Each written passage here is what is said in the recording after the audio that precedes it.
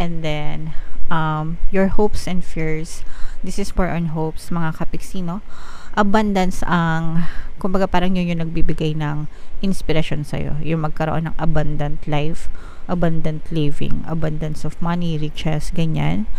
And dun ka papunta, mga kapiksi, no? So talagang you will hit your mark, destination mo yan, mga kapiksi. Magtatagumpay ka, you will hit your mark towards abundance. Okay? So i-mind nyo na to, guys.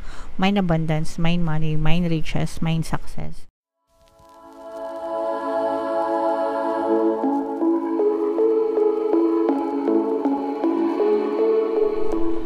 Hello guys, hello Scorpio, welcome back to Pinoy Pixie Tarot.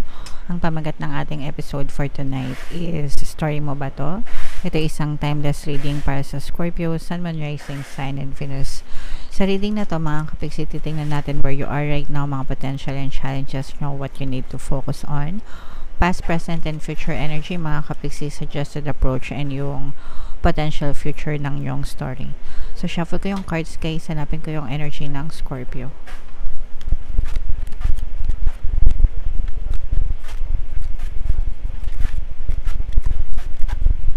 Eto guys, Scorpio, kayo ay na-represent ng Queen of Cups sa ating spread.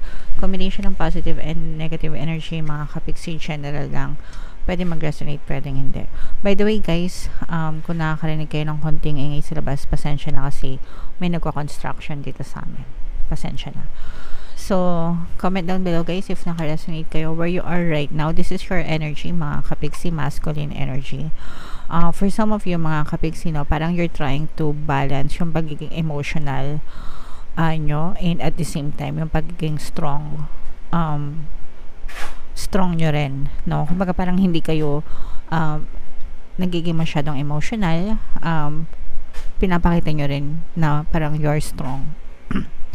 So parang pinanindigan nyo yung buhay nyo right now, mga kapiksi, trying to bear responsibilities in your own life. Mga potential and challenges nyo, this is more on potential, mga kapiksi, kasi parang ginagaangan nyo lang yung approach sa buhay nyo, kasi nga sabi ko, diba, parang hindi na kayo masyadong nagiging emotional and parang mas nagiging strong na kayo, but at the same time ginagaangan nyo lang din, trying to find happiness in small things. Alam nyo yun, yung parang ina-enjoy nyo lang yung mga maliliit na bagay. You're looking forward sa mga magaganda na bagay and sitwasyon sa buhay nyo that makes you happy, mga kapiksi. Okay? So parang bright energy lang, ganyan. What you need to focus on, mga kapiksi, no? Actually, ito, parang you need to stop manipulating things, no? Kumbaga parang controlling things, kasi for some of you baka medyo nandun yun yung parang weakest link nyo or characteristic nyo na nagpapahina sa nyo, yung trying to control things, everything na sometimes beyond control nyo na. Hindi naman natin talaga makakontrol yung mga bagay sa mundo, mga kapiksi. What we can only control is yung perception natin ng mga bagay, the meanings that we give behind things, people, and situation. And in your case, mga kapiksi, you need to stop controlling things and people and manipulating them. So if you're doing that, I mean, kung ginagawa nyo yon, kung nandun kayo sa stage na kinokontrol nyo bawat detalye, ganyan, tapos pag hindi umaayon sa inyo, gigil na gigil kayo, galit na galit kayo, you need to let go, you need to chill, you need to relax somehow, mga kapiksi. Okay? Pasensya na, biglang umingay. Kanina tahimik pa, tas ngayon biglang umingay na. Pasensya na guys. In your recent past, mga kapiksi, no, you were trying to manifest things. Tingnan natin kung positive or negative tong mina-manifest nyo. You're trying to manifest yung inyong mga desire, yung inyong mga goals sa buhay, mga kapiksi. Okay, pero parang there were a lot of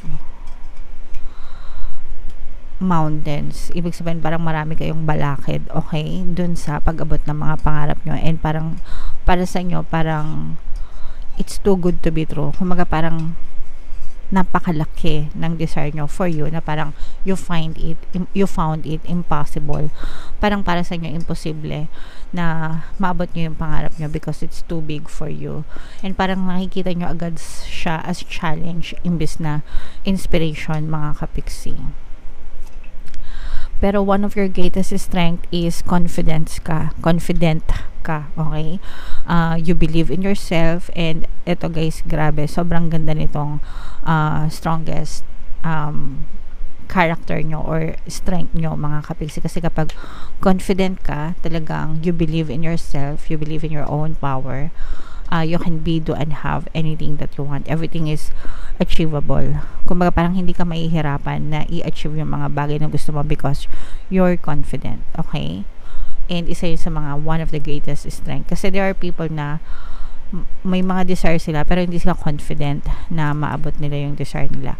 And in your case, kahit na sabihin natin na malaki yung mga desires nyo sa buhay, confident kayo na maabot nyo pa rin yung mga pangarap na yun kahit gaano pa kalaki yung mga balakid or blockages. Alright? And in the near future, mga kapiksi, pipiliin nyo na talikuran yung mga bagay, tao, sitwasyon na walang kwenta. Parang gano'n, yung mga sayang, waste of energy, ganyan. Kunwari, eto, sayang to, waste of energy, di ko na to pagtotoonan ng pansin, di ko na to kakausapin, di ko na to didedmahin ko na to. Yung mga gano'n. So, nagkakaroon na kayo ng disiplina to turn your back, no, away from those situation or those people na hindi naman nakakatulong sa'yo, nagiging pabigat lang sa inyo. So, may experience nyo yan in the near future kasi parang nagkakaroon na kayo ng realization of truth na wala namang natutulong sa akin yan, ba't ko pa yan pagbubuhusan ng attention ko, diba? So, check na check. Comment down below guys if nakaka-resonate kayo. In the near suggested approach guys, just keep on moving, no, and keep on moving forward. Okay? So, pa-forward lang talaga tayo papunta, mga kapiksi. Don't turn your back to your past kasi hindi ka naman dun papunta. Tapos na yung past It's over. It's already over. Insignificant na yun sa present and sa future situation mo unless na i-relive mo yung moments na yun. 'Di ba? So, focus on moving forward, mga kapiksi, and making progress, no? Yun yung importante, yung pagbuhusan mo ng attention yung progress mo. Even tiny steps, even little steps, even small steps, ang importante is you move forward, mga kapiksi. Okay? Nakafocus ka sa iyong success, guys, no? Nakafocus ka sa iyong success, sa iyong tagumpay. Gusto mo talaga ma-achieve yung mga goals mo. So, i-mind mo na yan, guys, para talaga ma-motivate ka. Mind success, mind tagumpay, mind victory. Okay? Para talaga ma-achieve mo yung mga desires mo. What you need to know, guys, you will hit your mark, no? Tingnan mo yung image ng card. Naka-bullseye siya. So, practice makes perfect, mga kapiksi. Kumbaga, di ba? Kaya nga meron kasabihan na try and try until you succeed. At saka yung practice makes perfect, di ba? So, until such time, wait lang. Alright, sorry mga kapiksi. So, as I was saying, mga kapiksi, until such time na ma-achieve mo yung mga goals mo, kailangan mo mag-focus, kailangan mong i-focus yung attention mo, yung energy mo, 'di ba? Hanggang sa ma-hit mo yung target mo, ma-hit mo yung mark mo, okay? And then, your hopes and fears, this is for on hopes, mga kapiksi, no? Abundance ang, kumbaga parang yun yung nagbibigay ng inspiration sa'yo, yung magkaroon ng abundant life, abundant living, abundance of money, riches, ganyan. And dun ka papunta, mga kapiksi, no? So talagang you will hit your mark, destination mo yan, mga kapiksi. Magtatagumpay ka, you will hit your mark towards abundance. Okay? So i-mind nyo na to, guys. Mind abundance, mind money, mind riches, mind success. Para talagang hit na hit nyo yung mark nyo, mga kapiksi. Alright? And your potential future, ayan, no, may mga taong tumutulong sa inyo, mga very supportive people na binibigyan kayo ng tulong, guys, no?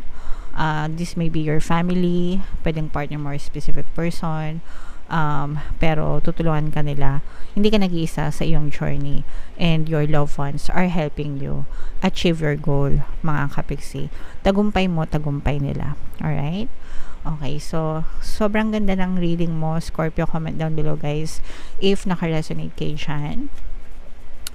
Tingnan natin yung additional namin sa isa nyo. Shuffle natin to, guys.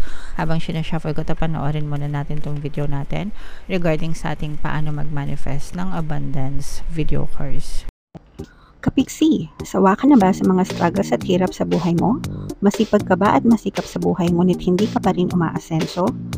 Ilang beses ka na bang nag-attempt magnegosyo at mag-invest pero palagi ka pa rin nalulugi? Sa pagkakataon na ito ay maaaring may subconscious beliefs ka na nagiging balakid sa iyong pag-unlad at pagyaman. Introducing, paano mag-manifest ng abundance video course. Dito ay matututunan mong ma-overcome ang mga balakid mo para tuluyan ka ng umunlad, umasenso, sumagana, maging matagumpay, successful at maswerte sa iyong kabuhayan, pera, trabaho, negosyo, salapi at kaperahan ng bonggang-bongga. Dali, mag-send na ng email sa pinoypixietarot@gmail.com at simulan na ang iyong pagyaman ngayon. Alright, so gusto mo bang yumaman, kapiksi? Kung gusto mong yumaman, umunlad at umasenso ng bonggang-bongga, mag-avail ka na ng course, guys, kasi sobrang ganda talaga niyan. And good news, no?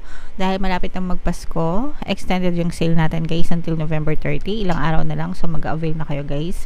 Habang may sale pa tayo, meron din tayong email coaching, manifest your desires using the law of attraction. If meron kayong mga specific na gusto nyong i-manifest, pwedeng love and relationship, pwedeng money or career, pwede kayong magpabook ng email coaching session with me, mga kapiksi. Mag-send lang kayo ng email sa pinoypixietarot@gmail.com. So guys, play, have fun, celebrate, don't be so serious, mga kapiksi. So okay lang to na maging responsible tayo and pagbuhusan natin ng atensyon and energy yung mga goals natin, yung mga desires natin sa buhay, yung mga nais natin makamit, yung mga obligasyon natin, gampanan natin, okay? But also equally important din, guys, yung mag-enjoy, no? Mag-enjoy, magpahinga, pag napapagod, mag-recharge ng energy. Enjoyin lang natin ang buhay natin, mga kapiksi. Para saan ba kaya tayo nagsisikap, di ba? At nagpapakahirap para maging masaya tayo. So kung hindi naman tayo masaya sa ginagawa natin, ba't pa tayo nag-e-effort, di ba? So make sure na yung ginagawa nyo is very rewarding din para sa inyo, para hindi kayo mapagod, hindi kayo ma-burnout, mga kapiksi. Magsaya-saya din pag may time. Alright? Okay. So, comment down below, Scorpio, if feeling nyo naka-resonate kayo dyan. And yung mga pinapamind ko sa inyo, guys, i-mind nyo na sa comment section. Sobrang ganda talaga ng reading nyo, mga kapiksi. Ito yung ating Money 2024 kapalaran. Kung hindi nyo pa napapanood, guys, panoorin nyo na. Super nice, super ganda. And ito naman yung ating success stories ng paano mag-manifest ng abundance video course. Click here to subscribe, mga kapiksi. Thank you for liking, sharing, and subscribing. See you again next time. I love you all. Have a nice day. Bye-bye.